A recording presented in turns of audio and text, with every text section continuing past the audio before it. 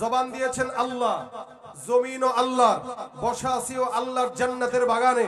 যতক্ষণ থাকবো ঈমানের আওয়াজকে উঁচু করে সিংহের মতো আওয়াজ দিয়ে থাকতে তৈয়ার থাকবো ইনশাআল্লাহ।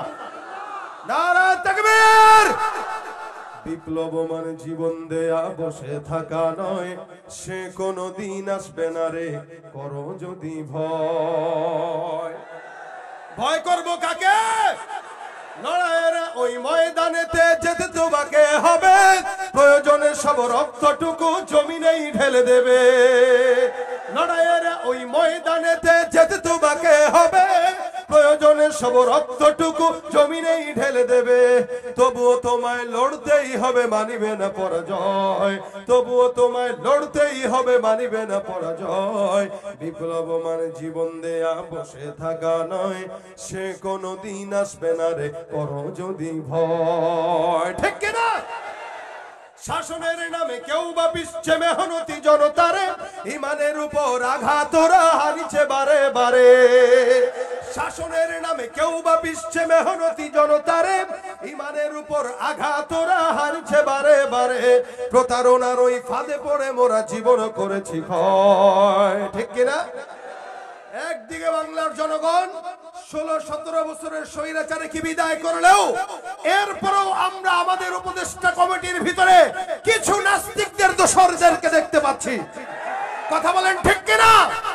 এই চক্রান্ত যদি আবারও করা হয়, মনে রাখবেন বাংলার জনগণ দেখিয়েছে 16-17 বছরের স্বৈরাচারীকে 40 মিনিটের মাথায় যারা বিদায় করতে পেরেছে, বর্তমান সময়ের উপদেষ্টারাও যদি আমানতের খেয়ানত করে তাদেরকে 20 মিনিটের মাথায় বিদায় করতে দ্বিধা করা হবে না। ঠিক কিনা?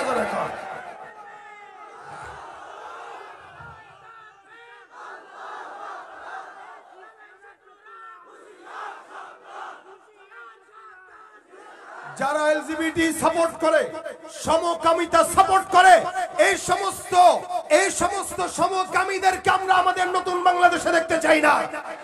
যারা অতীতে স্বৈরাচারীদের প্রেতাত্মা হয়ে আমাদের সমাজে নোংরাতা ছড়িয়েছে, এদেরকে বাংলার জনগণ নতুন বাংলাদেশে দেখতে চায় না। শাসনের নামে কেউ বা পিছছে মেহনতি জনতারে, ঈমানের উপর আঘাত ওরা হানিছে বারে বারে। প্রতারণার ওই ফাঁদে পড়ে মোরা জীবন করেছি ক্ষয়।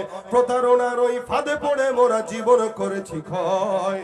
বিপ্লব মানে জীবন দেয়া বসে থাকা নয়, সে কোনদিন আসবে না রে করো যদি ভয়। ঠিক কিনা?